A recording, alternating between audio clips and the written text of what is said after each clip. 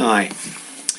The auctioneer, his job is to get the very best bids from the room and to flush out any buyers that may be reluctant to come forward and trying to wait till the end.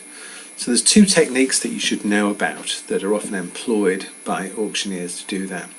The first one is called vendor bidding and the second one is called trial closing. So just addressing the first one.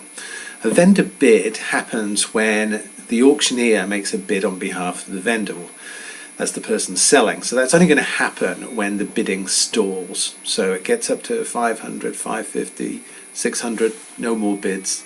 It's obviously well below the reserve price, and the vendor might say, or the auctioneer might say, vendor bid 650,000. So they're trying to stop the auction being passed in at what they consider to be an artificially low rate. So you as a buyer would quite like, if you're the highest bid, you'd quite like the auction to be passed in. So this is a technique really that will be announced. Not all agencies prescribe to vendor bidding, but be aware that they can only do it below the reserve price, and it is just a way to artificially keep the momentum going for the auction. The other thing that you'll see a lot of is a thing called trial closing. And this is when the auctioneer, again the bidding is not reaching the levels that would be expected, and the auctioneer will say going once, going twice, third and final time, and you think he's going to bang down with the hammer, but he doesn't.